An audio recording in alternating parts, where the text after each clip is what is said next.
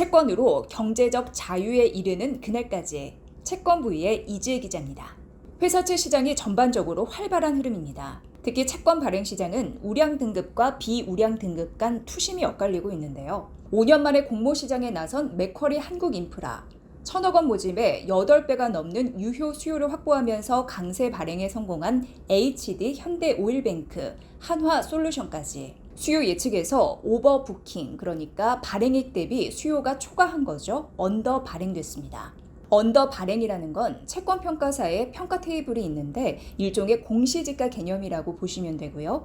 입찰 시 발행하는 쪽이 가격 밴드를 주는데 수요가 있는 쪽에서 낮게 써내는 순서로 체결되거든요. 입찰 분위기가 좋을 때 낮은 금리에 체결되는 겁니다.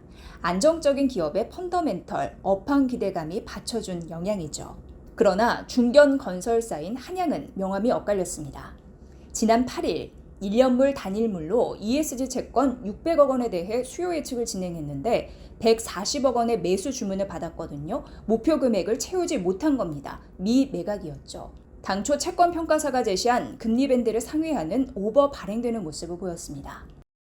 비우량 등급으로 발행됐고 건설업에 대한 우려가 해소되지 못한 이유가 지적됐습니다.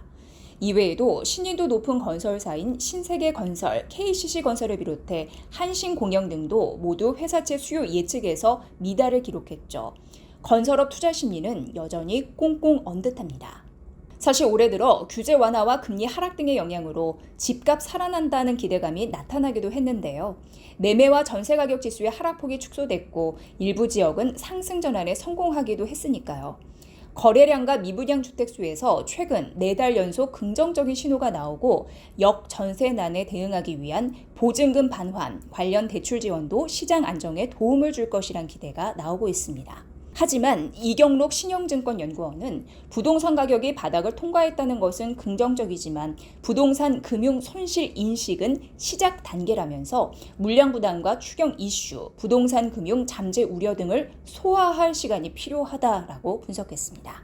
국내 건설 산업은 부동산 경기가 매우 중요합니다. 그러나 현재까지 부동산 PF, 프로젝트 파이낸싱 리스크가 완전히 해소되지 않은 상황에다가 신용 등급까지 불안한데요. 건설업 자금 조달에 어려움이 계속 따르네요. 또 물량 부담도 문제입니다. 국내 10대 건설사들이 내년 1분기까지 2조 원이 넘는 회사채 만기 도래를 앞두고 있고 올해 말까지 만기가 도래하는 금액만도 1조 5,700억 원 이상이죠. 금리 인상으로 이자 비용 부담이 커졌기 때문에 회사채 차환을 두고 기업들의 고민이 클 것으로 보입니다.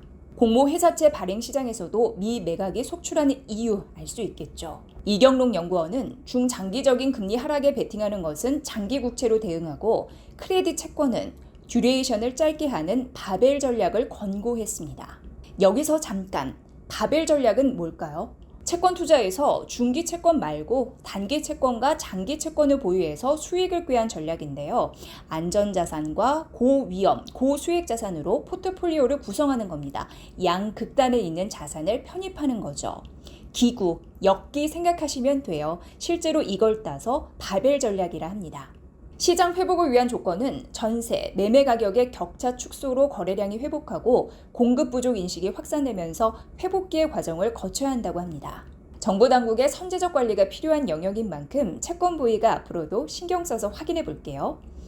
또 하나 여러분께 알려드릴 정보가 있어요. 많은 분들이 부동산 시장 전망과 부동산 금융 리스크 궁금해 하시더라고요. 채권 부위가 배문성 라이프자산운용 이사를 모시고 부동산 시장과 금리 전망에 대한 의견을 드릴 예정인데요. 다음 주 월요일 공개입니다. 많은 관심 부탁드립니다. 시청자 여러분의 구독의 힘이 채권 부에게는 큰 힘이 됩니다. 기존 영상과 추천 영상에도 좋아요 부탁드립니다.